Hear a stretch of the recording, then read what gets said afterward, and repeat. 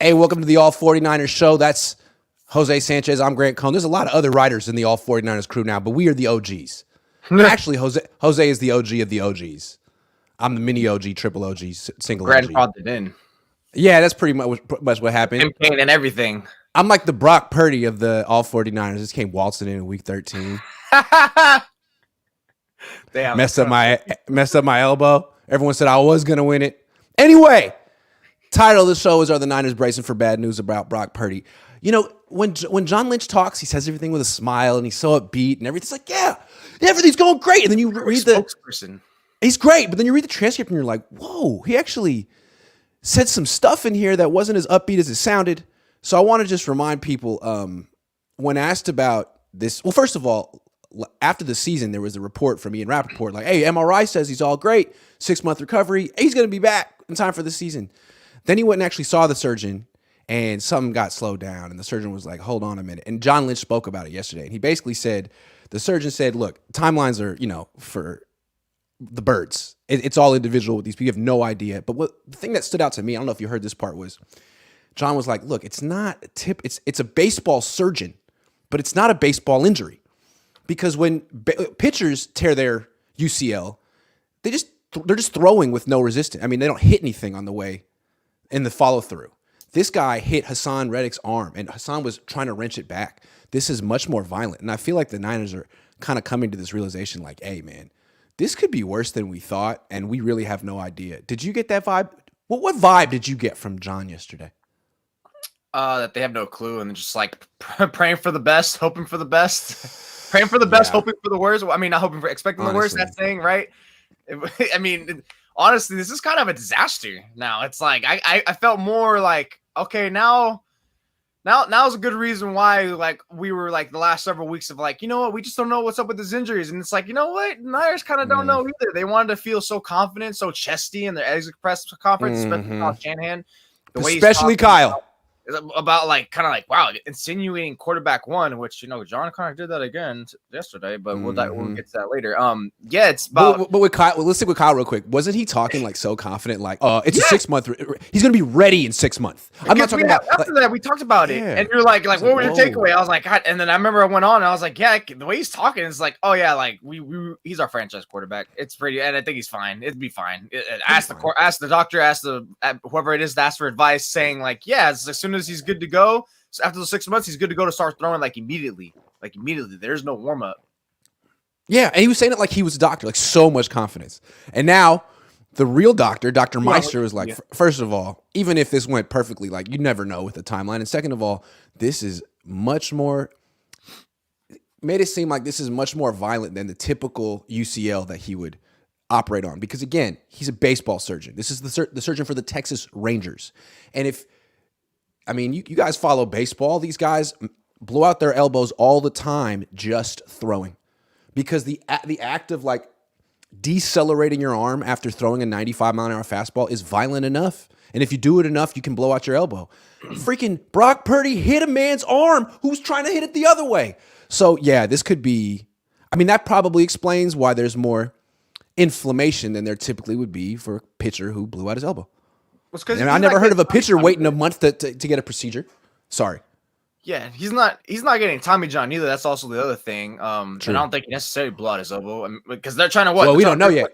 We don't know yet. Yeah, it's true because we got to cut him open and see what the hell's there. Because the initial thought is, hey, we're just gonna cut him open and throw like a brace in there. And I'm just like, what the hell is this guy's gonna 6 months? He'll be back. It's like when they put the plate or like the rod in someone's foot or whatever, something, and like somehow they can play. But it's pretty much that's how I envisioned it. Whatever it is, like. Whatever type of like alloy it is to make it like moldable to like move with his elbow.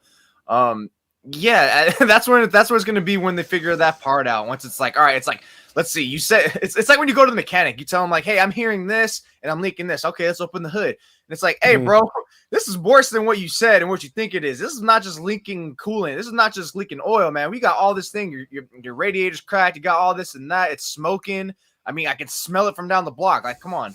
So this is where it's really getting like, it's really just like, what's going to happen? Look, we're in March now, early March, they said, right? So it's going to be anytime, probably next week, right? He said next week is when he's probably going to. They hope. That's not the guarantee he's going to get that surgery either. So right now, considering that they have this guy as their thinking about almost like a franchise quarterback, the way they're speaking, this is a disaster. This goes back to now, like, of us blaming Kyle. It's like, Kyle, like, when you were asked about that, instead of you being snarky, you couldn't just been like, yeah, that was my bad. Or maybe not my bad. You couldn't have said something. You couldn't have said, like, I'm trying to think, like, I should have called something different, or I just whiffed on that one. It just happened. Because to me, it's like, look, that's not the two quarterbacks you're carrying into is the ones who you've gotten injured. I just want to read Lynch's quote real quick before we move on about this. So, like, first question up, can you give us an update on Brock Purdy? He's prepared. This is what he says. He says, I just really want to thank Dr. Meister. He called me when he made that decision. That's a tough decision to make, but I really appreciate the courage and the conviction to make the decision. Again, to delay it. Because you got to understand how much pressure is coming from the 49ers. In particular, Kyle Shanahan, who said it's going to be all good and that Brock will be back for week 1. So here goes John Lynch. It's all about the best outcome. Is it ideal? No, for a variety of reasons. Time being number one. You want every waking minute that you have, but ultimately he's 22 years old. We want the best outcome, and that's where Dr. Meister made a really tough decision, and we're very appreciative. It's really sounding like the Niners are resetting their expectations here and being like, if he comes back week 1, great, but that's not the most important thing. And if he misses the whole season, so be it. This guy's a special talent. He might be our franchise quarterback. So I'm curious to see what happens in this follow-up meeting, because a few things could happen. They could have the surgery, best outcome. They don't sign a quarterback. They have the surgery. They see, you know what? He can't play this year. He needs to take some time. They need to go sign a quarterback, or they don't have the surgery. They meet up this week and they're like, nah, it's still too inflamed. We'll meet up in the future. And now you got to go into free agency, not even knowing when the surgery is going to be. That's a tough one. That's a tough one. Yeah, I mean, I'm not no math major, but something tells me that if he were to have it today, that would kind of put him almost a little bit of a toss-up for week 1. Because week 1 is pretty much September 7th, September 14th, one of those two. That would be for the 49ers. So this is not good. But he's having it next week. So what, like March 5th, March 7th, March 9th, March 10th? And it's pretty tentative. We don't know that he's having it next week. They hope. They're probably going to like this right now. Hey, what does it look like? What does it look like to you? So yeah, I think after him talking, it made me feel even justified or more valid and more like concerned and like, wow, he probably isn't really going to be ready week 1 or 2 or 3. Because I wasn't just saying week 1. I was saying like, hey, if he's not ready week 1, he's probably not going to be ready week 3 or week 4. Or that's probably right about when he comes back. And now I feel more confident that's where we're headed with Brock. I think the worst thing the Niners could do with Brock is rush him back from this injury. If they rush him back or he rushes himself back for any reason, it could ruin his career. Ruin it. And he has a chance to be the Niners franchise quarterback. I'm not sure that he is, but he had a very promising start to his career. Why end it after 8 games? There is he's 22, to John Lynch's point. He did some special stuff in some tough situations. Man, do not rush him back, because look at Carson Wentz, not to compare him to Carson Wentz, but Carson Wentz had a great start to his career too, got injured, came back too soon for whatever reason. Maybe he was jealous of Nick Foles winning the Super Bowl. Got hurt again, never was the same. Now he's a freaking journeyman. Don't let that happen to this kid. He's 22. Be careful. And you have other quarterbacks that you're very invested in, like Trey Lance. Remember that guy? That guy? Trey Lance. Did you hear when John Lynch said he used the past tense? He was like, that's why we believed in Trey Lance. Believed. It's like, wow. All that was just like, wow. I wasn't just tripping after all when I thought they're trying to hand Brock the keys. I got a theory. Well, let's talk about Trey Lance. Trey Lance is on this team still, and it's really strange because it doesn't seem like anyone would actually take credit for the trading effort for him at this point. Like, everyone at the organization would be like, yeah, I don't know who did that, but he's here and we really like the person he is. Man, do you think he should request a trade? Do you think it's clear that he has no future here and he should say, you know what, in all due respect, I'd like to leave? I think it's clear he has no future here, and I think he's justified to request a trade. With that said, what does that signal to other teams that he's signaling a trade? It's like, look, man, you're coming off a pretty significant injury. We don't know about you. You still haven't played. And now you have a chance to actually showcase yourself, whether you're the guy or not, or whether you're just a placeholder for Brock Purdy for a while. Why are you asking to trade from now? And again, like, you can say, like, I get it. It looks like it's bleak that you're the guy for the future now. Maybe the Niners like messed up and like, whatever the case may be. I think I can understand the trade from his perspective. Wouldn't give him any gripe for it. But think about it for like other teams. It's like you're doing this now, man. It'd be different if like you had a good season, or like it would be different if he actually started the games he played and the Jimmy games, was playing decent, whatever, then broke his foot, and then Brock took over. If Brock did that and the Niners still said, okay, we're going with Brock now, that would be shady. And then I would be like, okay, Trey Lance is a whole case to make. It's like, wow, you guys did this. You literally just spat on me just like that. Really? After I played like those 10 games or whatever, whatever week that Jimmy got hurt in. So I think with Trey, that'd be like the message you're kind of sending to other teams. I mean, there'll probably still be a couple interested, like, but also the way, like, it's like, man, you're kind of calling it quits or not even trying to try or like give something, knowing that your value is pretty much at a peak low right now. That's just the way I would see how other teams would interpret his trade request. Yeah, I don't think the media would be kind to Trey Lance if he requested. Oh, hell no, not them. No, they already call him a bust and make fun of him, and then if he requested a trade, it's like who are you? He's kind of in the Jordan Love. I don't think he can do it, which is too bad because he's kind of being held hostage right now. And I keep going back to why is he on this team? How did he get here? Remember, the Niners said they traded up for a spot. They never said that they knew who they wanted when they traded up to number 3. They said they wanted to evaluate, and then it came down. Kyle Shanahan said it came down to Mac Jones and Trey Lance, and a lot of people were reporting at the time that it was going to be Mac Jones. And if you remember, Niner fans were really upset about that. Hell I mean, really upset. And it was like, it was. So this was 2020. I mean, this was like, George Floyd was just going on. I'm trying to remember that. Was this not? This was 2021. 2020. Anyway. The racial stuff was big. And if you remember, like, it was not just don't take Mac Jones. It's like, man, Kyle, you're a racist if you take Mac Jones. There was a lot of that. And I think ultimately the organization gave the fans what they wanted. The fans wanted Trey Lance. And I think Kyle, maybe Jed was like, dude, Kyle, if you take Mac Jones, you know what the response is going to be from your own fan base. Is there anyone else you like almost as much as Mac? And he's like, yeah, I like Trey too. And they're like, well, can we work with Trey? And he's like, yeah, of course. I don't want to be looked at as a racist. I'm not a racist. I like Trey too. But I feel like there was a lot of like, let's just give the fans what they want here, which may explain why the Niners never really had a ton of conviction in that pick. Not that Mac Jones was the right pick. God. Hell no. Hell no. Hits. I'm just saying. Saying. I wouldn't touch on that. I think this is a case of the scenario where, and it ties into Kyle not being at the scouting combine. I think this ties into a situation where they picked the person over the player. Because honestly, to me, when this was all going on, I was like, Trey Lance is not an option for the 49ers. Like literally, like the early predictions for me, like in January, because the Niners have been out of the playoffs, and it's clear that they needed a quarterback. So there was plenty of options. And to me, I never thought Trey Lance would be the person considering how inexperienced he is. So I think this is where it takes over about like they met him, I think multiple occasions, correct?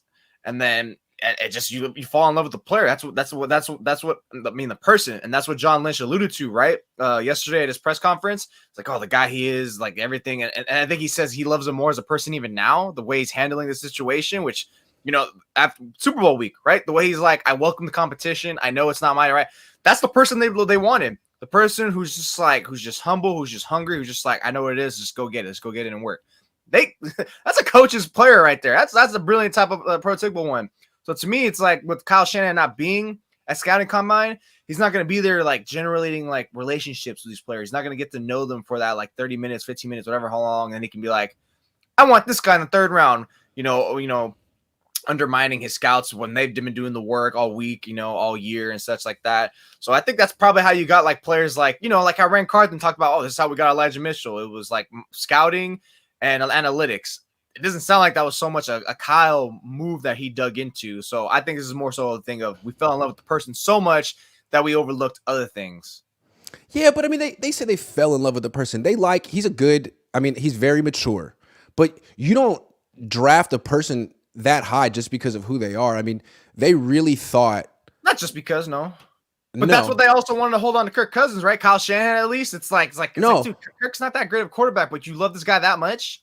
Right, but the thing is, they've never really acted like they love Trey. When they made the move up and took him, they're like, wow, like I think a lot of people are like, well, I'm optimistic because Kyle must really have conviction in this. To give all this up, like Kyle must feel like on his team, under his direction, this guy's going to be Patrick Mahomes. But ever since they've taken him, they've never expressed that confidence ever again. They waffled. They brought back Jimmy Garoppolo. They sat him for a year. They kept Jimmy Garoppolo again. And it almost feels like, man, because when they drafted Kaepernick in round 2, the way that Harbaugh embraced him and puffed his chest as like, this is the best athlete in the league. Always talked about it. This is a plutonium grade great athlete. The Niners never talked about that way about Trey. It's always like, man, why are you here?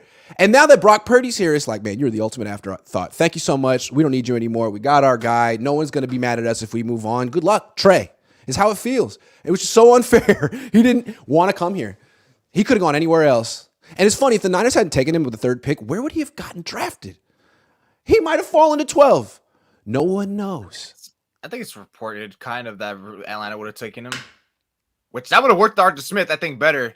He would have thrived in Atlanta, I think. Yeah. Dome, a guy who actually knows how to like utilize his quarterback with real running option plays. He would have been allowed to play. It would have been, dude. He would have been allowed to play. Atlanta would have been sweet. Atlanta would have been good. Weak division.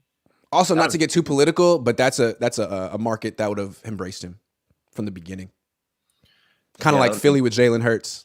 They would have been singing the praises of as the second coming of Michael Vick, even though he's like 80,000 times slower than Michael Vick. Trey Lance is. He's not that great of a runner. You know what I'm concerned about? What's his speed going to be like when he comes back from this? We're talking about Brock. We're talking about Brock. What's his arm strength going to be? What's Trey Lance's speed going to be like this? What's his head going to be like when running the ball? Like, are the Niners still going to do that? I mean, I don't know if you read or heard a little bit, but when Abu Breer, I think this past Monday or last Monday about like the Niners, like, yeah, the Niners kind of like realized like, his running ability isn't as great as we thought it would be.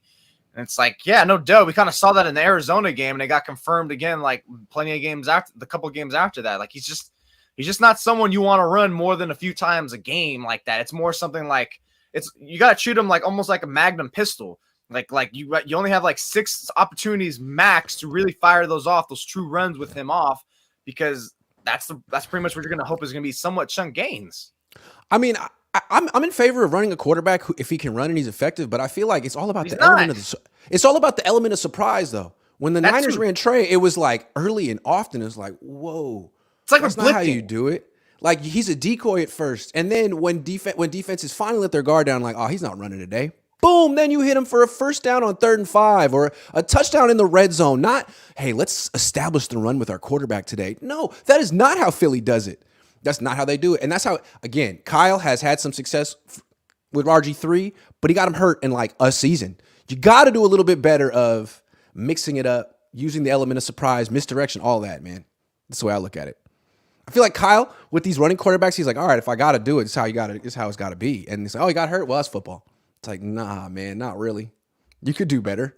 That's what I think is the funniest. It's like, oh, we're gonna run him because he can't pass right now, and it's like, well, he's not a great runner either. So are we pretty much sticking the less of the two evils? One of them could, in theory, derail your game in terms of him throwing the pick, right? But isn't that why you have a great defense and all these other pieces to really like kind of like circumvent or at least slow down the type of point where you get those losses in the game versus you run him? It's pretty much run him, risk injury. Have him throw pass heavy, risk having him throwing turnovers. If that's really his but again, like when you watch Philly, what they do is they establish all their running backs first, and then they use Jalen Hurts on like a 3rd and 4. When everyone's expecting a pass, they'll have like a quarterback counter.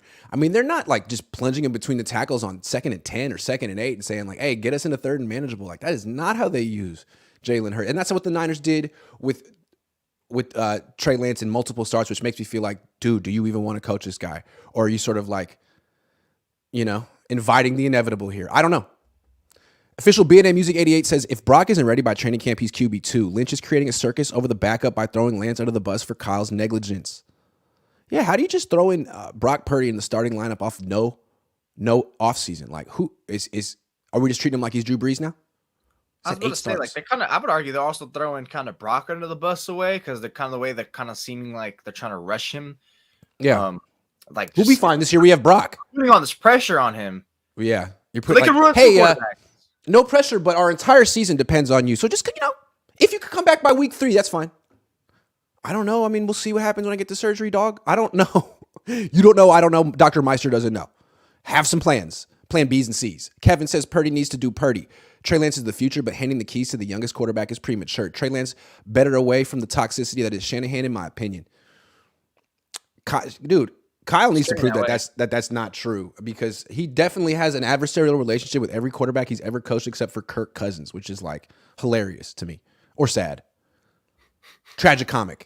Chance Potts says, well, Niners will look stupid if Trey leaves and develops into a star, and I fear that may happen. Oh, so stupid, which is why I don't think they're going to trade him, even if someone offers him a third-round pick. Also, kudos to your dad, Papa Cohn. Papa is a stand-up guy who replied to my email and now have his recent book just delivered, Love from Scotland. My dad is the ultimate stand-up guy. Thank you. Chris Talerica says, Trey's doesn't need to ask for a trade. From here on out, he's auditioning for his next team. Yeah, if he plays well and Brock comes back, he could just get the trade, I was thinking on the same trade topic about the way quarterbacks are drafted top 5, top 10, right? And it's like, you think of all the ones in the last 10, 15 years, a lot of them get viewed as busts. I'm wondering, is Trey Lance going to get viewed as a bust? Or I think it's going to depend. And I start diving more, because, we call Jamarcus Russell a bust, Ryan Leaf, all these guys, Josh Rosen. Is Trey Lance going to be the bust? I think in this situation, it's so unique. You're going to have to say, I think the Niners, ruined botched. him. Almost Botched. They whiffed. They swung and missed hard and fell flat on their face, especially if he goes somewhere and actually plays well. He doesn't have to play great, but if he plays well, if he's teetering around top 10, top 15 quarterback, which is something the Niners would have loved, then I think it's you kind of really, you not only over-evaluated him, overdrafted him, and or you failed him miserably developing and bringing him up. And it did start at first, right? When they had Rich Scangarello, he's the one that's leaking and everything, stuff like that, which also happens to be the allegedly. We don't know. Allegedly, we don't know. I think he did, and he's just and the things don't get sued by Rich Scangarello. He ruined Will Levis, Will Levis, whatever his name is, this year too. That everyone says I've seen hey, if you want to watch Will Levis's tape, don't watch this past year. Why Rich Scangarello? And I'm like, damn, man, the hate for this. Even Kentucky. They fired Scangarello in November, man. They didn't even wait till December. They was like, goodbye. So I'm wondering how much of influence he really had so much in college years. It's I can't work with this guy. But it's just, it's not like the Niners were working with Trey. It all started really because of 2021 when they didn't just say, hand him the keys. I mean, I guess they were kind of justified in a way because they did go as far as the NFC Championship game. That's great. That's the only way that they can hold on to.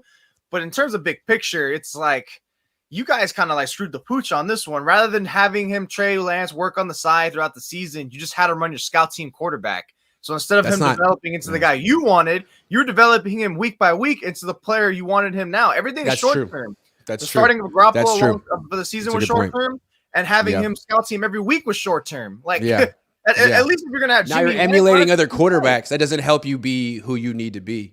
That's a really good point. It's a great point, man. It just doesn't make sense. Everything was handled, so that's why I never understand the over criticism of Trey. Yeah, he has faults, and but it's because who's working with him? Who's doing that? Also, one more thing. Recently, the Niners have said we kind of hope that he develops into a Jalen Hurts type, but he's not exactly the athlete. This is what Albert Breer said, right? We kind of hope he has that Jalen Hurts trajectory, but he's not exactly the athlete we thought. Hold on. Jalen Hurts didn't turn into Jalen Hurts because the Eagles hoped he would. They developed him. They stuck by him when he was struggling. They had the long view. They committed to the process. They had coaches who could develop quarterbacks. The Niners over here hoping and praying, wishing. Are you kidding? Well, that means that Trey Lance is never going to work out here. Mm-hmm. Sorry. They took a guy who looked like a glorified running back in Jalen Hurts. I remember I used to say no, Lamar Jackson slander was way too much. But Hurts, though, I was Hurts might be a running back. Because in Oklahoma, it was all this guy does is run it. He runs 20 times a game and throws 15 times a game. My God, you watching this, not even just the Super Bowl all season long, but especially on the Super Bowl and the grandest stage, all the pressure on him, the guy is just throwing dimes and bombs all day. I'm God damn, he could have been MVP. And go back to look at his trajectory. Okay, so we saw he played the Niners 3 times in the last 3 years. In 2020, he was the backup, okay? He came in and was doing jet sweeps and end arounds as a gadget player with Carson Wentz as the quarterback. That's where he started. I'm thinking this guy is trash. Yep. That's how they're using him. Then the next year he's a starter and is okay. I mean, they scored 11 points and lose to the 49ers. He has some nice plays, but he doesn't look like an MVP candidate. Then in year 3, he's a freaking MVP candidate. Wow, that's really a testament to the Eagles. Yeah, that's how you can develop a quarterback if you do it right. Niners over here hoping and praying. The hoping and praying method. Because right now it just feels like Trey Lance is just developing himself. Quincy Avery, whoever else he has, and it's God damn, it's pretty much is Kyle even? Kyle's not developing him. The comment you just said 3 minutes ago, it's like Kyle, do you even want to develop this guy? I don't. Kyle doesn't develop quarterbacks. Kyle doesn't develop quarterbacks. This is why he loves Brock. Who does he develop? Neither does Brian Greasy. This is why they love Brock, because Brock came into the league with all the basics down. He can get in and out of the huddle. He can get under center. He can call the play. He can hand it off. He can throw all the short passes. All the basics that should be easy to teach that Kyle doesn't teach, Brock has down. Trey still needs to learn the basics. Who's going to teach him? No one on the 49ers. Well, he's in trouble. He can learn in Philly. Sorry, Trey. Because the key thing with Trey is time, and that's something Kyle Shanahan doesn't have that in his arsenal. He doesn't have the patience for young players, defense, offense, special teams, coaches, and doesn't have the patience. He doesn't want, because all those little intricacies you just mentioned, the little things, he's like, dude, this is something college people should be teaching him, not me. Right. Exactly. That's time intensive. I'm over here trying to add new wrinkles to my playbook. You want me to cheat this guy? Exactly. And there's two types of coaches. To me, most coaches are teachers at heart. Kyle is not a teacher at heart. Kyle is a scheme guy. He's all about his plays and his designs and his patterns and his X's and O's. So when it comes to actually player growth, man, that's someone else's job. And the Niners have some good position coaches who do it really well. Linebacker, they've been doing it for years. Brian Greasy, I'm sure he did a good job with Brock Purdy and telling him, showing him what to expect, the pressures of being an NFL quarterback. But in terms of fundamentals, but Purdy had that down before he got here. And any quarterback that Kyle Shanahan coaches is going to have to be that way, because Kyle and his staff have nothing to offer a quarterback in terms of mechanics, fundamentals, nothing. Monsature says Kyle will not vocally support Trey because he wants people to believe he's limited. He treats everything like it's his offense. He's secretive and wants to catch people off guard, annoying C- coach. Yeah. I'm not gonna throw Brian Greasy into that loop yet, because he barely got his hands on Trey Lance. Maybe if it was like I said, he got injured by the time Jimmy Garoppolo got injured and he played that many games. What was it, like 10 games at that point? Then I'd have been like, okay, yeah, what the hell is Greasy doing? What is he doing? You had 10 games. We should have seen some type of jump, whether it was 10%, 20%. But I'm not. I'm all for the Kyle Center. I'm like, oh, you know what, Greasy, because with Garoppolo he looked actually better, and Purdy. Greasy might be the guy who's doing all the work, the heavy lifting. But hold on. To Monsa's point, I think it's interesting. You have someone like Andy Reid or other coaches who are like, man, my quarterback is super. Harbaugh was like that. My quarterback is a super quarterback and he's a cape. That's what Reid is like, always boosting him up. With Kyle, kind of seems like he wants people to think that he is overcoming his quarterback's limitations. Look, I'm going to keep it real. He's decent, but he ain't that great. And I'm overcoming and I'm making him look better than he is. And I'm the star here. He doesn't come out and say it explicitly like that, but I do think that's the way he likes it. And it's the way it is. That's the way I see it. Chance Pot says, yeah, Grant, could I send you a Jordan Mason jersey? I know you want one. Did you hear John Lynch say? Without customizing it? I don't know. I think you have to customize it. No, Chance, you get it for yourself though. Rock it. I'm not a Niner fan. I could never wear it. But he wears a tattoo. Did you hear yesterday? Shoulder. Yesterday, Lynch was asked about Christian McCaffrey. He's like, oh man, we got plenty of depth. We got Elijah Mitchell. We got Ty Davis Price. And we got Jordan Mason behind him. I was like, what do you mean you got Jordan Mason behind Ty Davis Price? Are you kidding? Ty Davis Price isn't going to make the team this year. TDP didn't even got less carries than Jordan Mason did all year. Hot take. Less touchdowns. Hot take. TDP's getting cut. Sorry, TDP. Unless Elijah Mitchell gets hurt and missed all the training camp. You're getting cut. They're not keeping for that. 4, 5? 4. Okay, 4. One of them will they can put him on that. But then they're going to have to carry through quarterback. Damn. Yeah, some of the fat's going to get trimmed. The chef says Trey Lance will take 2023 by storm. McCaffrey equals key. It's interesting, man. That's a good point. That McCaffrey, Trey Lance thing, the run game, I just want to see what the Niners' run game could be like with Trey Lance as a decoy, where he's not running it. I bet you it could be a lot like it could be as good as Philly or Chicago. That's a lot of moving pieces now you can mess with, and just to do a lot of trickeration. That's it can almost just play. It's almost like playing with your food now with the defense. It's just going to be a lot of trickery. Edgardo says this team is not a win now. They are limited by Kyle like his father. Ego, too many holes on this squad. Well, we got free agency coming up in 2 weeks. Let's see what they do. Last Second Sports gets a free comment because he's on the show. It says Lance checks all the boxes physically and mentally. He just doesn't check the experience box. Making sweeping statements on a kid like that as if he can't be the future is naive. I agree. And again, people are saying, I really would like him to be the next Jalen Hurts. Go back and look at Jalen Hurts' first 4 starts. Compare him to Lance's. Lance's numbers are better. You got to be patient with it. And we were saying Jamarcus Russell. Dude, Jamarcus Russell got to start 25 games in the NFL. Because we don't blame that on the Raiders, right? We don't blame it on the Raiders. I mean, for drafting him, yeah, but we don't blame him for developing him. It's clear that he was a bust. Like, he got to start 25 games. Ryan Leaf got to start 20 plus games. You can't say anything about a quarterback after 4 games. They didn't even come in a row. They were essentially with a different team every time. He's only played 1 game with George Kittle, won that game, never played a game with Christian McCaffrey. Meanwhile, Brock Purdy was playing with a full house most of the time. Mm-hmm. The one guy he didn't have for a while was Deebo Samuel, and that was almost, it didn't matter last year. Monster Toure says Greasy sucks with mechanics too. Grant was better. I just want to say that I pointed it out with Trey, the left leg lock, and everyone was like, you know what you're talking about? And then there was a bunch of articles like, that was the exact issue with Jalen Hurts. Thank you. All right, moving on. The front leg lock, locking out your front leg too much, too quickly when you pass. All right.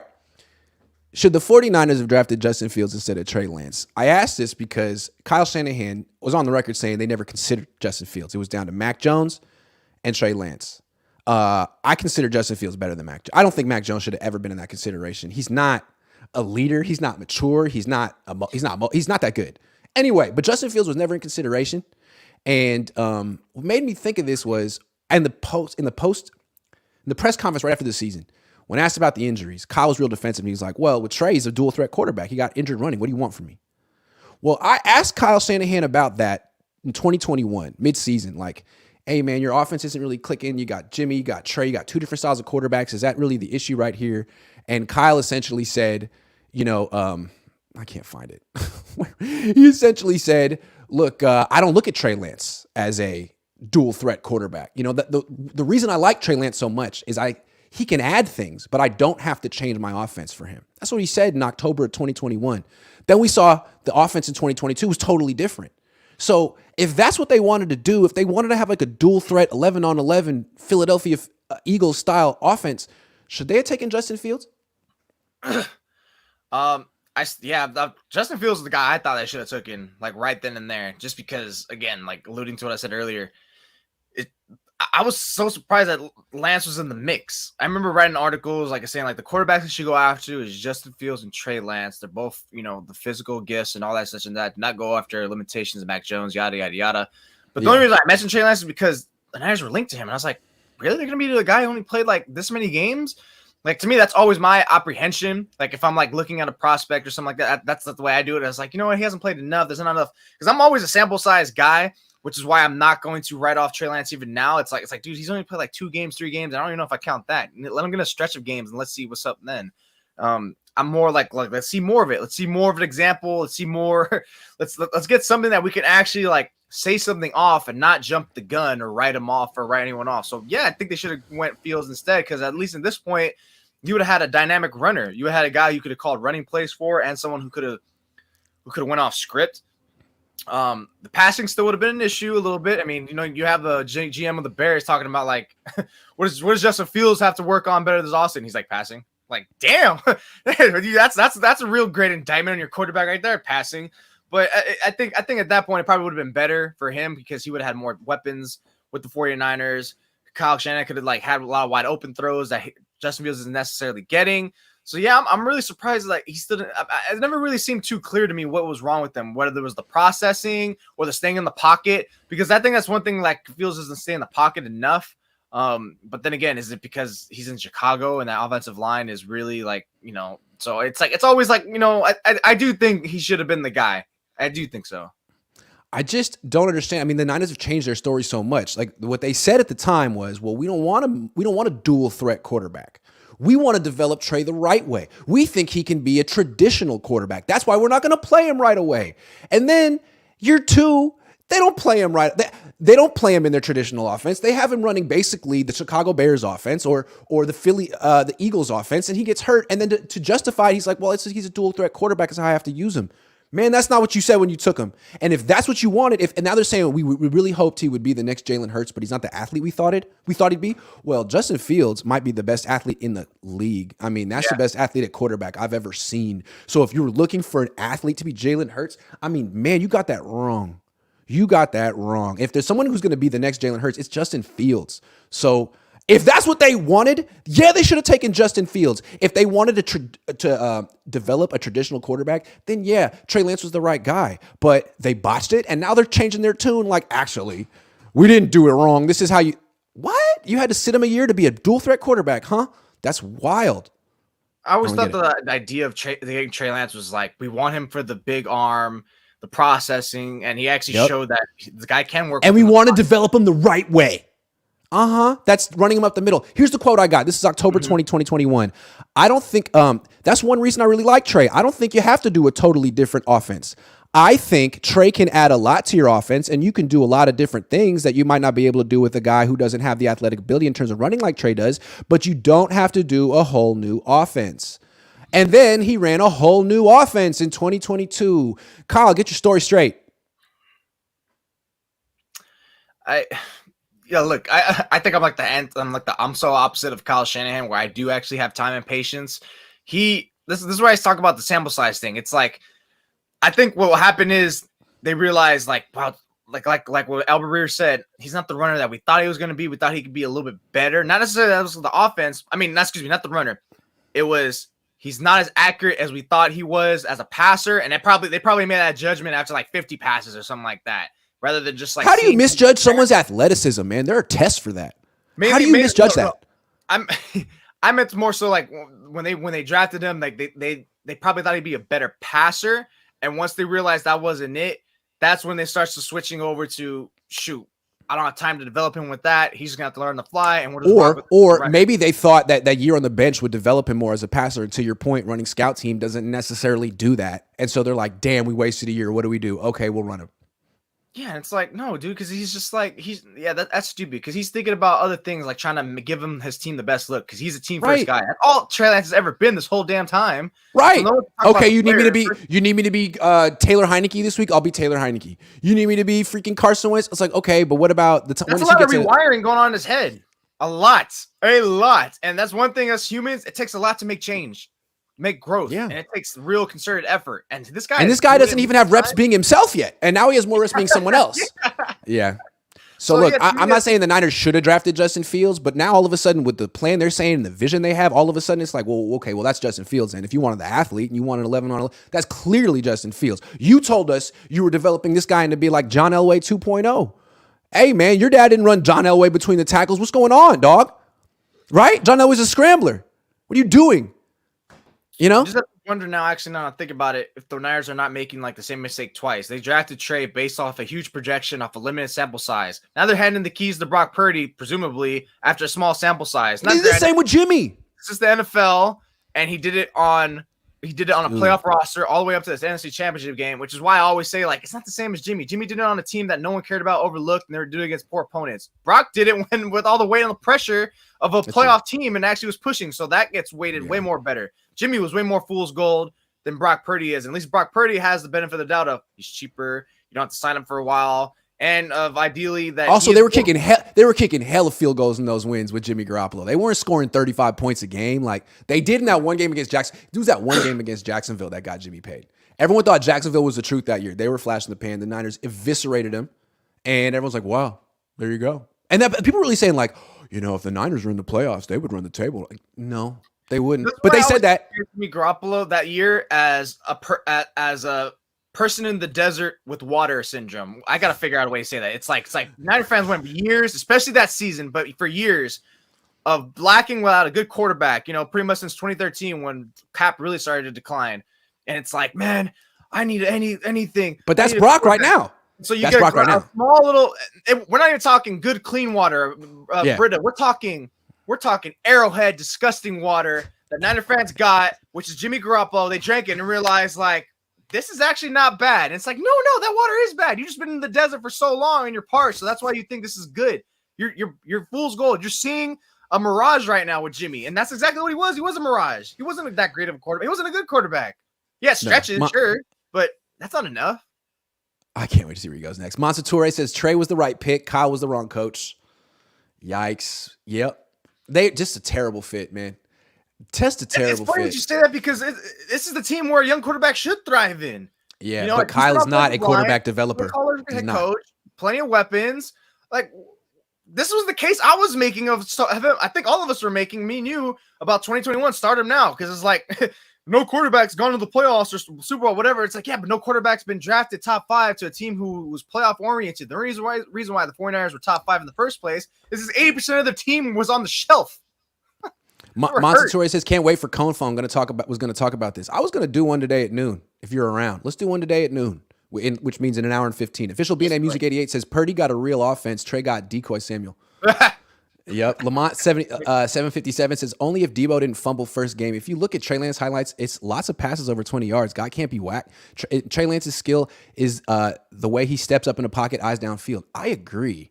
But the Niners keep trying to use him in a way that they shouldn't, and it's crushing his career. On the upside, long snapper in first and Juwan tied up. Yeah, that's all they needed was to lock up Tabor Pepper and Juwan Jennings. Gotta love the Niners. Super Bowl, baby! Avir Scangarello drills was developing. LOL. Good point.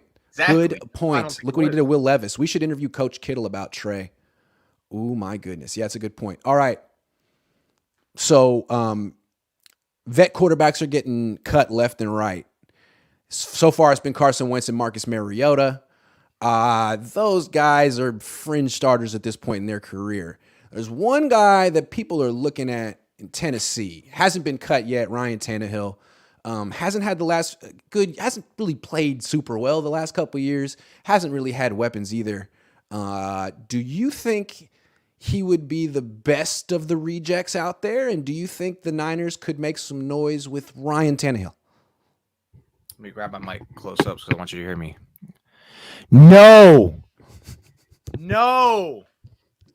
If you can't hear that, let me spell it for you. N-O, no. Hell nah. No thanks. Why? Give me a reason. Give me 5 reasons. I never believed he was that good of a quarterback. I remember I used to see like a group of Twitter people just like what they called them literally was a club of saying like he's a top 10 quarterback, and it's like, yeah, maybe by default because it's injured quarterbacks, but like no, that Tannehill is long gone. That was 3-4 years ago, Tannehill, where he actually had a decent stretch for 2 years. But no, he's not that good. His body's breaking down. Look, I think I used to read something, articles about Tannehill, maybe something with Vrabel about Tannehill. Oh, the way he handled with Malik Jones this year. Malik Willis, it's true. Malik Willis, he didn't want to be the yeah, he said that, right? I don't want to be that thing. And it's like, dude, who? And then Jimmy was like, I'll do it. And everyone's like, oh, Jimmy, he's such a great guy. He's not Ryan Tannehill. It's true. On the surface, Jimmy was, that we think. But still, I mean, look, honestly, I didn't really give Tannehill too much regret for that because I'm like, he's being authentic at least, and I always appreciate someone doing that, being real about it. But either way, regardless, that's besides the point. No, what does he do? He can't move. Everything just points arrow downwards. I mean, can I argue real quick? Can I just say one thing? No. Can I just say one thing? He's better than Jimmy. Yeah. Right now? Yeah. Yes. I would say so. Now, what is that? That's not saying much. That's a low bar. I was going to say, yeah, but then again, even if I say you're right, like, what does that mean? What does that mean? That's a low bar. There's a bar in downtown Oakland called Low Bar, and I think they should just change their name to the Jimmy Garoppolo. No, because then Oakland fans who are Raider fans are never going to want to go there. That's true. Look, man, Ryan Tannehill isn't great, but I feel like, neither is Brock Purdy. I'm sorry. But like you put competent quarterbacks on this team. Look at Jimmy. Jimmy's barely competent at the position.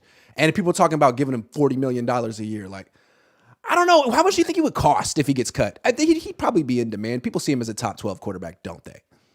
Do they? I don't know if they do. He's better than Wentz, though.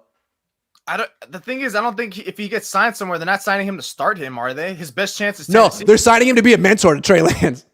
Oh God, yeah, I'm sure he'll be good for that. Yeah, right. Jesus, I just want to. Hey, but there's a scheme fit. He played in the play action thing with Arthur Smith. I mean, there's that. I feel like the play action is a little overrated. Isn't it? They don't even take shots anymore. Like the last 2 years, I mean, even with Purdy, which felt perfect. I mean, I think it felt like I got spiked up more with him, especially after Garoppolo. Yeah. But still, it's like, But then he just turned into a check down machine anyway. The one play action pass they tried in Philly didn't go so well. Did it go so well? Yeah. What happened again? His elbow. He hurt his elbow. It's different than a pitcher's one, apparently. I mean, come on, look. Other quarterbacks, there's a bunch of other veteran quarterbacks who would cost less than are better than him, better options. I'd rather go after, I'm reluctant to say Mariota, but I'd rather go after Mariota too. I like Mariota. I like his mobility. Manny Fresh says Cooper Rush. That's a backup. Because he played those few games without those That he won. several games without He wasn't Dak. that great though, but he's a little Brock Purdy-esque. I like Taylor. Which it's one of those two. I think it's Taylor. Yeah, I think it's Taylor. Taylor Heineken. I call him Heineken. Heineken. I think he's going to the Raiders because he's always worked with Scott Turner, who just went to the Raiders, and I feel like that's his favorite backup quarterback. But I could be wrong about that. Who? Tannehill or Heineken. I keep coming back to Carson Wentz and Mariota. I know Carson Wentz is done, but man, he always plays well against the Niners. He even played well against the Niners this year. Why is that? I don't know. But no, he's not what he used to be. His injuries have really hurt him. I guess Mariota too, but I think those guys are better than whoever they're going to sign. They're going to sign Nick Mullins. Bet you. Forget Ryan Tannehill. They're going to sign Nick Mullins. Talk about quarterbacks with bad elbows. Maybe CJ Beathard instead. Lamonte757 says, you've seen Trey all offseason. How did he look against the Vikings? And also most practices, did he look based on what you saw? Could he beat Brock out? Yeah, I think he could. I mean, what people don't remember is he was playing with like a bunch of backups during the practices against the Niners' number one defense. It was tough. Jimmy didn't play. Brock was against the third stringers. So the year before when Jimmy was in camp, he had an awful camp going against that defense. So it's a tough defense to practice against. And I think when Jimmy was over there throwing, a pick a day in practice in 2021, everyone's like, oh, it doesn't matter. It's Jimmy Garoppolo. But when Trey would have one bad day, people would be like, oh my God, he's not ready. It's like, man, this is what happens to quarterbacks in Niners training camp because the offense isn't ready. A lot of guys are out, Deebo, Trent Williams, and that defense is ready to go. That defense is on the quest for 6. Ugh. They have something to prove on defense, whereas the Niners don't seem to on offense. All right, moving on. Should the Niners hold on? Yes. Should the Niners extend Nick Bosa a Sapolis? Yeah, I think. Look, yeah, they should. They should. I know they set that precedent about late July, August, right before training camp starts, or right when training camp starts.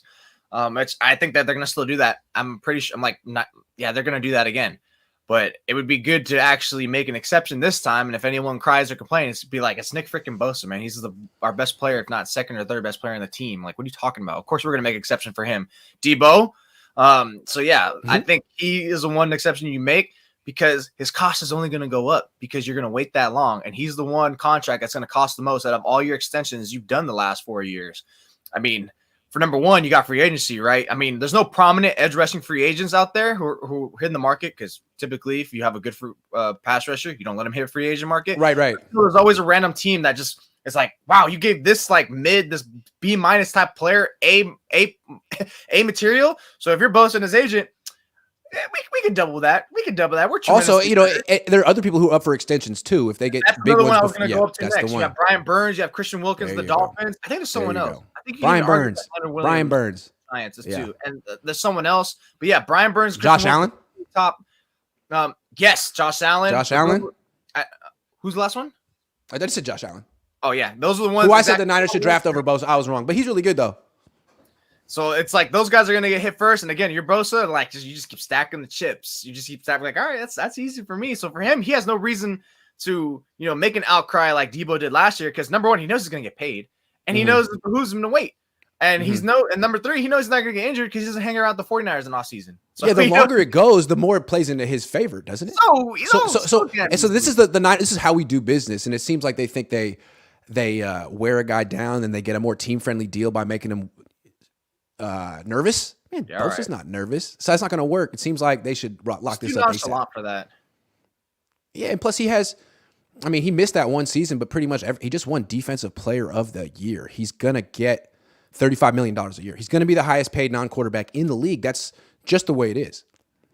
That's easy money. And you don't question it. It's like, yeah, dude, you just pay it. Durable, you just pay it. You pay Trent Williams. You pay, and honestly, the thing is, if you have Nick Bosa, you have Trent Williams, you have Chris Forster, you have Chris Kasarik, you should be able to draft and develop defensive linemen who are cheap and young, as long as you do it. We'll see what happens with Drake Jackson, but I'm thinking Chris Kasarik can handle that, make him good. Thank Just you. get him more powerful. That's it. Yeah. I think another benefit of getting it too is free agency. Because remember last year we're all freaking up in arms, especially you. Where's the big name free agent and stuff like that? Yeah. And it's like part of that's because they're trying to extend deep. They got to account for Deebo. What the hell's up with Jimmy? Philly passed him though. Philly passed him because they made 3 or 4 big moves in free agency and made a huge leap. Got the number 1 seed while the Niners were like, we're just going to improve our special teams. Yeah, so at least you get that now. You get a more clear picture of the cap. And I know again, remember last year, at this time last year, the scouting combine, John Lynch was like, "Yeah, we have money set aside. We already have that accounted for with Deebo Samuel's contract." And it's like, "Hey guys, they have it set aside." It's like, "Yeah, but things changed. There's still DK out there who's going to get his money. There's still AJ Brown who's going to get his money." Because remember, who's the first domino to fall? Was it AJ Brown when he got traded first, or was it DK? It went AJ first, then DK, then Deebo. Deebo was the very last one. And I remember Christian Kirk got a bunch of money and Deebo lost his mind. He got a bunch of money. Yeah, man. So it's like there's some players you could probably poach if you at least like get more clarity and it's all good in theory, right? It's all good in estimation, but again, the same thing. It's like they're doing the same thing with Purdy. It's like great. It's great in theory and estimation, 6 months, but you don't know what kind of mishap's going to happen. You don't know if he's going to be good next week, in July, in August, whatever. So isn't it good just at least something you can control? Actually, that is in control for the most part, because Nick Bosa could always say, "I'm going to wait." But wouldn't it be something that you would be more forthcoming and taking the first step towards? So that way, your first real improving in the offseason mode of free agency to actually use it when you have clarity. Agree. Manny Fresh says no on Heineke. I'm from DC, seen him play enough. I was not impressed with Taylor Heineke when I saw him. He got benched against the Niners. I felt like he was just. What he does is he runs around and he throws and he checks the ball down. He runs the ball. But I mean, that's kind of what Brock Purdy does too. So I don't know. Sign then trade. He's not a game changer. He's not a game changer. No, they were better with freaking Wentz against the Niners. Although Wentz is never ready to. All right. I've been thinking about this one, man. Remember last year when Deebo Samuel requested a trade? You think the Niners should have traded him? I mean, man, that season last year was terrible. And now it's like, this guy's making $24 million. What is Deebo Samuel at this point in his career? To me, he's a running back. He's a running back. Like, as a wide receiver, man, I'd rather go to Jawan Jennings, Brandon Ayuk, freaking the tight end, the running back. I would throw he's like the 5th option to throw to. And when you do throw it to him, it's like screen, crosser, nothing that actually has to run a route, because he's like 10 pounds overweight now. And he's not as quick and agile. Remember, do you see the clips of him at the combine? Man, he looked like a whole different person. You think they should have given him what he wanted last year? I don't know. I'm thinking, yeah. I think, well, first of all, I remember when the news broke, we were just about to go live, and that was like perfect. I think that was like one of our like most hit shows, and it was like, God damn, we picked a good time. Gucci Rub or Birdman Rub, both. Yeah, but. No, at that time, no, you couldn't have traded him. And I'm still remaining steadfast. Like, the point to draft good players, all pro players, Pro Bowl players, is you're supposed to keep them. Draft and keep them. Don't trade them. And look, I remember last year, we're both in agreement. Like, him replicating what he did in 2021 into 2022 was never going to happen, because that was such a magical unicorn year. There's no way in hell. He set the bar at astronomical level that was always going to be impossible for him to match. But yeah, as high as that was, 2022, he was just like so marginalized. That's why you give him the nickname Decoy Samuel. That's why I said the greatest threat of Deebo is the threat of Deebo. Just literally just a threat of what he can do versus just actually when he gets the ball in his hand. Not to say he still can't do damage, but we saw it last year. Like, how many highlight plays we said it last week or 2 weeks ago? How many highlight plays did he have? We tried naming him. We only came up with 4 or 5. Injuries did hurt a little bit, right? Some of the games he missed, but still, he really was marginalized. Again, maybe it's because of Jimmy, but then again, he had Jimmy last year. What was the excuse then? He got figured out. Kyle couldn't figure out how to use him better. Maybe it was Kyle's fault. I mean, I think that's always going to be a fault of Kyle's, but no, last year he should not have been traded. And I'd listen if you want to trade him this year, but that's a little rough. But I mean, in retrospect, like, look, he was getting a ton of targets early in the season, leading the league in drops. Halfway through the season, they move him to running back, and he goes on a tear. He has this great season. But essentially, and we talked about it at the time, what made him special was what he was doing at running back. Cut to 2022. All the injuries come back. That's an issue again. And as a wide receiver, he takes another step back. As a running back, he still averaged about 5.5 yards per carry. I mean, he wasn't ripping off long runs and long touchdowns anymore, but he's still effective as a running back. But he's making $24 million a year, and you have Christian McCaffrey, and Elijah Mitchell, and Jordan Mason. dude, you're paying him all this money to play running back and like catch a few screens and stuff. Last year as a wide receiver, he caught 59% of his targets. He wasn't even running routes. He was catching behind the line of scrimmage. The quarterback rating when targeting was 73, man. So I don't know. If you had known that this was going to happen, I'd be like, yeah, let me get that first round. Let me get Garrett Wilson for him. Hell yeah, let me get Garrett Wilson for him. But now that's not going to happen. Kind of feels like the way Kyle calls plays for Deebo now is almost the same way like a whole batting lineup goes, where it's like Deebo's our four or is hitting fourth. He's our cleanup home run hitter. So it's like, all right, we went to him the first round, fourth hit, he struck out. Okay, let's wait. Let's run the cycle back. All right, let's try to go for that home run play again. That's how I literally see it. The way he's patient, because it's not like he was really spamming overrunning Deebo like that. I mean, I think he did in week 1, which was kind of crazy to me. But yeah, I think that's kind of the way they treat him like that. They space him out like he's pretty much our fourth run, our fourth hitter in the lineup, and because that's all he is. I think at this point, it's either a home run or a strikeout with Deebo at this point. He missed a month, and the offense didn't miss a freaking beat because you have the running back, you got the number 1 wide receiver in Ayuk, you got the tight end. Deebo Samuel is, I mean, it's a nice weapon. He's definitely a terrific decoy, and he's a good running back. But wow, you're paying for that, man. Paying big time for that. And what I wanted to say is you said, you draft people so you can extend them. Not everyone. You can't extend everyone. And I think the best teams in the salary cap era, the dynasties, the Chiefs, the Patriots, have been pretty ruthless. And they've identified a core of their team, maybe 4, 5, 6 players. It's not 10. I mean, how many great players did Bill Belichick let go? I mean, even freaking Andy Reid, Trevarius Ward, good player. Sorry, we can't pay you. D Ford, great dude. Thank you so much. Gotta go. So maybe in retrospect, the Niners, because they had misgivings, right? There was a whole drama about Deebo. Is he going to be healthy? Is he going to be in shape? No. You see where this is trending, man. Anyway, I said they should trade him. I'm changing my tune. I mean, I said they should sign him, so I'm changing my tune. But in retrospect, this is a rough contract.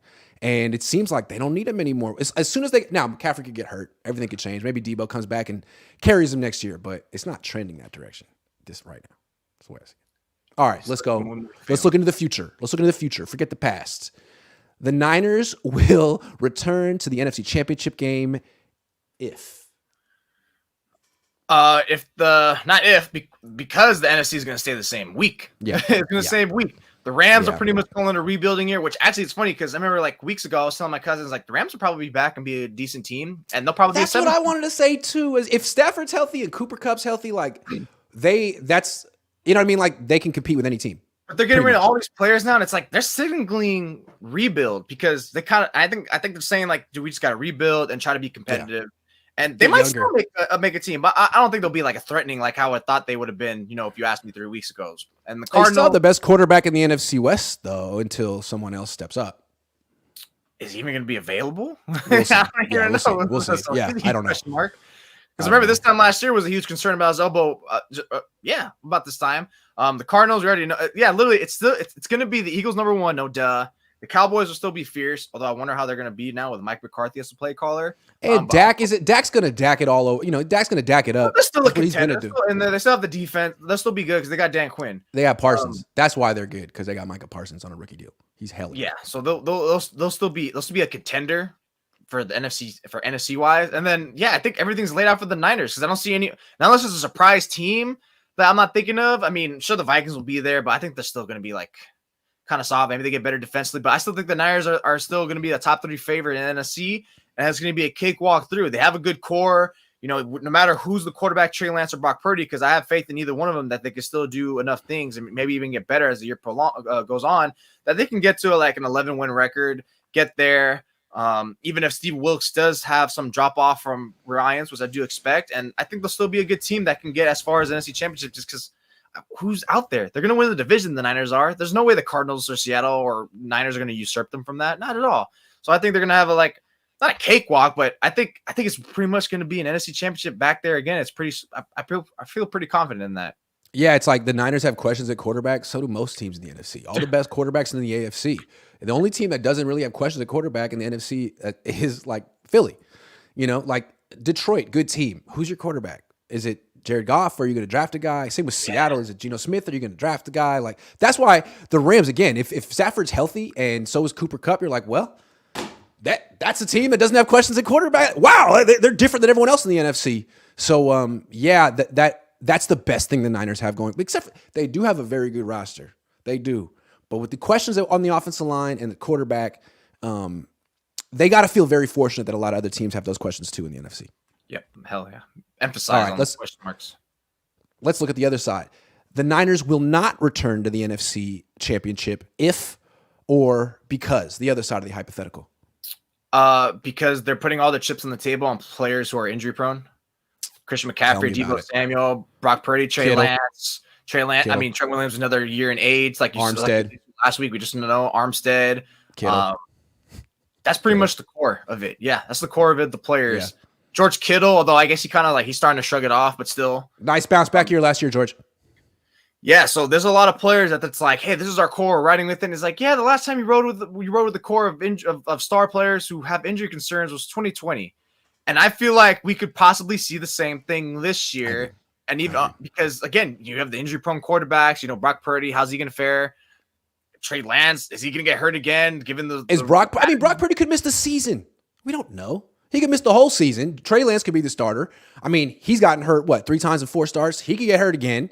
And then it could be Nate Sudfeld playing quarterback all season. Yeah, they're this close to that happening. They're messing around. So, yeah, and I know Christian McCaffrey, like Lynch said, and I think I said it last week, but, I get he had his first healthy season in, 3-4 years? But, if any, that's exactly why it's we should view last year as an outlier season. He played, an all-pro level, healthy, wow. Also, he wasn't 100% healthy. He wasn't practicing during the week. He was limping around on the sideline. They had to manage him, and he gutted it out for. Remember, he had knee irritation. I was like, "What the hell is knee irritation?" Yes, he did. He wasn't practicing, so that's something to watch. Yeah, they managed him like he was 32. Something weird, but anyways, yeah. So I think that's another thing. And Deebo Samuel again, he's proven he can't really stay healthy too much. But even then, it's how much of a weapon he's going to be, as we just said a few minutes ago. Kittle, toss up, is he finally shaking it? Is he looking good? Eric Armstead, plantar fasciitis. Every time I hear that, I mean, we're no doctors, but anytime I've heard that in all the sports world, it's not good. That name, that term, that injury tends to stay with players, especially when you hit to 30, okay. Yep, it's true. So that's why he's a player that I think it's a chronic injury. Yeah. You just don't know if his body's going to break down because he's such a mammoth of a human being. He still can perform. It's just, dude, are you going to stay healthy? That's all the question I have with you. But other than that, putting all your chips on the table of your core of players who have several injuries throughout their careers of recent memory, especially. And they're expensive, man. It'd be interesting to go through and tally up the cap numbers and just add them up of Kittle, Deebo, Trent Williams. That's just another one. Trent Williams. He misses games every year, and now he's going to be 35. Armstead. Frankly, Bosa. I mean, that's what happened in 2020. But it's been freak stuff with Bosa. I'm not saying he's not. I don't know. So that would be a big one. Why they won't. Also, the Niners are perpetually in this, let's keep our team together. Let's run it back. We're the best team. There's not much we can do to improve a team that's already the best. Meanwhile, you got Philly. They don't have that attitude. They have 2 first-round picks. Detroit, 2 first-round picks. Seattle, 2 first-round picks. There's going to be another team in the NFC that takes big strides this year the way Philly did last year, and it's not going to be the Niners. The Niners are trying to stand pat. That's what they do. They might make little tweaks to their team, but they're not going to change the formula. I mean, what if Detroit gets Anthony Richardson and he balls out? Or, you know what I'm saying? What if one of these teams, Seattle, gets CJ Stroud or someone and it just works and they have a really good young quarterback and he's better than what the Niners have? That changes things. So that would be another thing. There's some teams that are looking to not reload, but make a push in the NFC. It's not the Niners. I do anticipate Detroit being a playoff contender next year. But their offensive line is so good as opposed to what the Niners have. They were so fun last year, especially offensively. Yep. They couldn't play defense to save their life. But no, they couldn't. I think, look, there is a case, and I'm going to sign more with the Niners being closer to the NFC Championship game than missing it. But, again, there is a case to be made that the 49ers are going to be worse next year. And it's more than just the players we just mentioned because it's their core. It's literally it's the fact that the quarterback is such an influx right now. It's such a what the hell are we at with that? With who knows? Who knows? They're weaker at the quarterback position this year than last year. How much better is I mean, again, as much as I advocated for Wilkes and thought he was a good hire, it's I'm not going to be stupid and say he's going to be just like Ryan. It's no, I'm expecting a drop off. I'm expecting a drop off from him, And is Dre Greenlaw going to be great again? Like, it's always question marks. I mean, again, I wouldn't bet against Greenlaw. I think he's going to be fine. All these players, but yeah, this is where it's all at. There's a lot of true. Greenlaw essentially missed the entire 2021 season, right? I mean, you don't know what you're gonna get. Well, he's not exactly an Iron Man. No offense to Dre, he's got something to prove there. Yeah. Yes, there's just a lot of that. It's pretty much that's why it's in the favor of them, because even if they do have some players who get injured, they could still actually like work around that and still make a push, just because of how weak the division is. The conference. If this was AFC, hell no, first round exit, maybe even miss the playoffs, but. Then again, it is surprise teams like you mentioned, like a Detroit or somewhere else, like you said. It's just interesting that the Niners, like, their season was derailed because they weren't strong enough at quarterback. They weren't deep enough at quarterback, and now they're thinner. Now they're weaker at quarterback. The two guys they have are coming off really serious injuries. You got the one guy, you don't know how fast he's going to be. You got the other guy, you don't know what kind of arm he's going to have. Like, that's scary as hell. You're now looking at a situation where you don't know what you're going to have from either one. You don't know if either one's the franchise quarterback. And Jimmy's not coming back. The safety blanket's gone. So, again, yeah, you could have a losing season this year if things go bad. It really could happen. And I wonder, like, would Jed York hold Kyle Shanahan responsible for that, or is Jed just really happy that all the Niner fans seem happy right now? I don't know. Because ultimately, it just stands with the quarterback situation. That's the huge, like, exclamation point on it. Because in 2020, I'd say if Jimmy was healthy for like 5 more games, they're probably a playoff contender. Because that's all they needed. They needed like some better quarterback play. They would have made the playoff. Yeah, they would have made the playoffs. John 25 says trade Bosa to Texans for Browns first this year and Texans first next year. Texans could be a top 5 pick again. That's what they did with Buckner, though. You got to be careful with that. Plus, I don't think Houston would be I don't think they're going to be a top 5 pick next year. I think I don't think there's anything wrong with paying the best player at his position. If you really feel he's the best player at his position, it's a premium position. I don't think there's anything wrong with that. I mean, the Chiefs were going to sign Trent Williams until the Niners swooped in. Then they went and gave a bunch of money to Orlando Brown. Like, it's important, you know. So I think what you can't do is spend a bunch of money on Eric Armstead and act like he's an impact player when he's not. When he's a good player, but not an impact player, like Bosa is. So, yeah, unless you feel he's going to tear his ACL again, like, yeah, you got to pay Bosa. You got to pay Trent Williams. You do. You got to have a plan to fill in the gaps with good young players. Sorry. That's it, though. The show is over. And I'm going to do a Cohn phone at noon in 50 minutes. If you want to talk, you'll be ready. Go eat some lunch now. It's over. You're done, so much, son. Jose. You're done. See you around. Adios.